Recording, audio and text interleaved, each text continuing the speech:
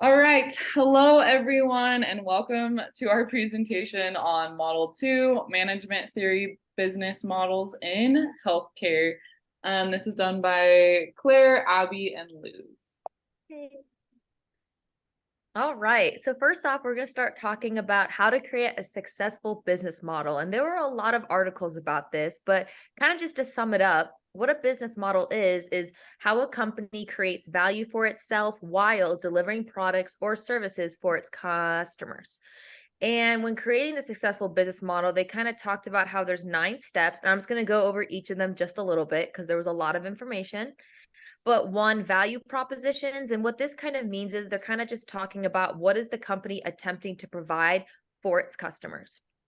2, customer segments.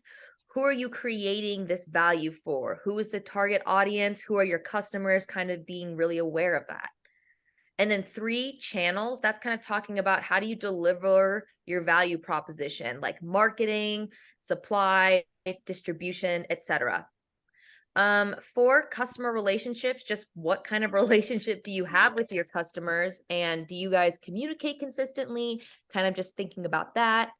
5, revenue streams. So how does your company make money? Do you have multiple sources helping you out?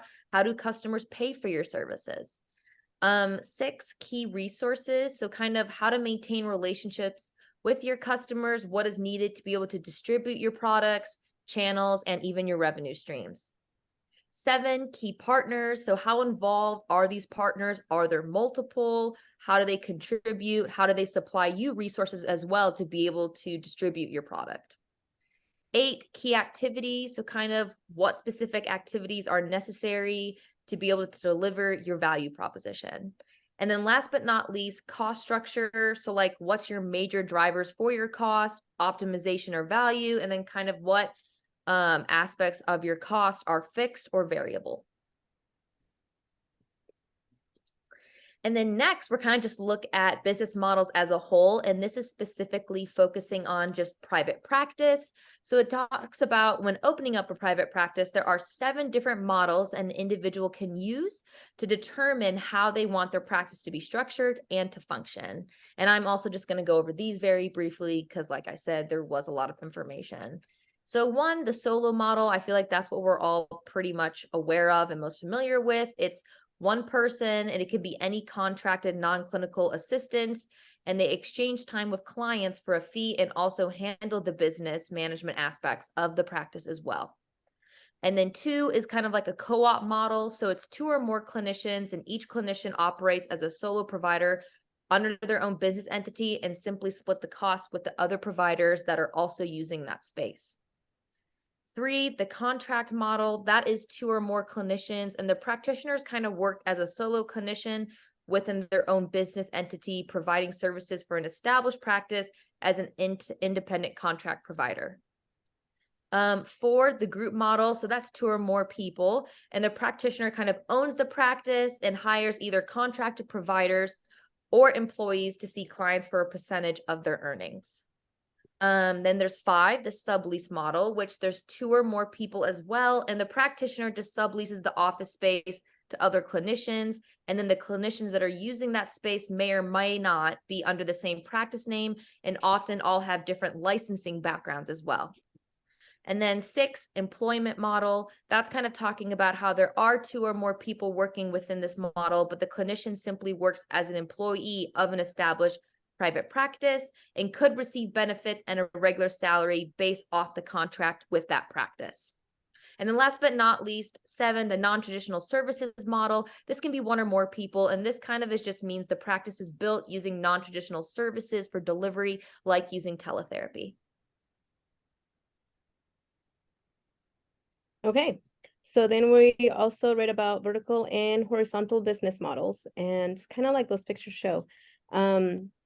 The article mentioned that the main differences between these models was that the vertical one was like a pyramid, so it has that top-down approach, and the management is on the top, and then they just give directions for the employees to follow. Employees don't get any say in the matter; they just follow the orders. Whereas the horizontal one is one where employees can make suggestions and make changes, and they don't have to wait to get like approval to in order to make those happen. And then like I just did a Google search to ask what some were, and then it came up that Netflix, McDonald's, and Amazon were both vertical, but Amazon was also horizontal because of the way it does business, and then it switched so it could be more profitable. All right, and then kind of talking about management theory, leadership and use of power. So individuals in leadership positions can create an ethical work environment by using their access to power and influence within a work environment. So there's 5 different types of power. Legitimate power is kind of just talking about how they can command the room, just make demands, and people will listen to them. 2, reward. This is kind of just talking about how people that are in power have that ability to reward their employees. And then 3, expert. This is just kind of talking about the knowledge and power possessed by someone that's able to become someone who is the leader. 4, referent. This is just the attractiveness, charisma, and likability of someone in power. And lastly, coercive, kind of just almost that fear of someone in the leadership position and being aware that they can punish employees for non-compliance. And within these 5 different types of power, they can be falling into 2 of these categories, positional and personal power. And it's been kind of shown that it's hypothesized that people will pretty much listen to people that are in leadership positions and they are more effective when they are working from a personal power stance. Okay, so then we have this video because most of the information talked about Business Canvas and how it's like one of the main templates to have a successful business setup. My name is Alex Osterwalder. I'm the lead author of Business Model Generation and co-founder of Strategizer.com. I'm going to walk you through the business model of Nespresso, a company that sells coffee in the espresso business. So let's look at the value proposition first. It's composed of 2 products, the Nespresso machine and the pods that go with it. And we're going to look at the distribution strategy that Nespresso has. They sell the machine through retail to households, which means they earn a one-time transactional sale from selling the machine. Most of that money goes to the key partners, the machine manufacturers, who they work together with. Then for the Nespresso pods, they have a totally different distribution strategy. They only sell the pods through their own channels. Started out with mail order and call center, then they built Nespresso.com, and today in the biggest cities of the world, you'll find Nespresso stores as well. This is interesting because it meant that they had to build distribution channels as a key resource in their business model, because this is the first time that a Nestle-owned company sells directly to households. Now, why do they use different distribution channels for the machines and the pods? Well, they use retail because it has the broadest reach possible, because they want to get the machines into your household. Once you have it in your house, you're actually locked in because you can only use Nespresso pods. That's so-called switching costs, which prevent you from going to another machine manufacturer. And they defend that through the patents that they have in the key resources. And some of those patents actually expired last year, which means they need to renew their business model to a certain extent. Now, once you have the machine and you're locked in, you're going to have to buy pods from Nespresso, which means they earn money from repetitive pod sales. They create so-called recurring revenues. They change an entire industry from moving it from a transactional business to a repetitive business with recurring revenue. So interestingly here, they have recurring revenues, they have direct sales with higher margins, and they ask you for 5 to 6 times more for the coffee that you pay.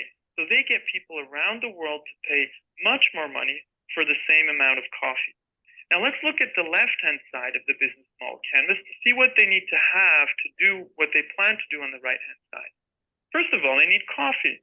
So they work together with coffee growers, and they try to source some of the best coffee in the world, which they put in the pods. And the pods is something that they manufacture themselves. So production of the pods is an important key activity, and they have production facilities to do that. They churn out 12 billion pods every year, which is one of their main costs. Another important activity and key resource and main cost is marketing and branding. Obviously, when you're in consumer goods, you need to put a lot of money into that. And the last piece here that's interesting is that because they sell directly to households, a decision made on the right-hand side of the canvas they had to build up business to consumer distribution logistics, which we find on the left-hand side of the canvas. So now we have everything that's important for the success of Nespresso. Oh, there. On a piece You of can go paper. to the next slide. Okay. So then you guys can watch that as much as you want. That last thing for me is the organizational culture and climate. So the culture is referred to as something that is ingrained and more stable and has roots in a business, whereas climate is something that is immediate when you walk in and you see the atmosphere that you get, the look of the place. And so we hear about toxic culture, but then we found this chart, and you guys are welcome to like look at it slowly and see the difference between the two, because the article was really long. So this kind of summarizes that.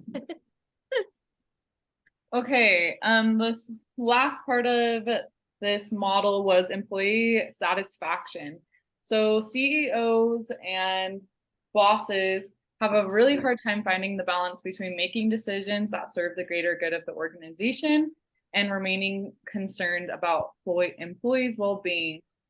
So the article broke it up into 3 different things that we can do to help improve employee satisfaction in the workplace.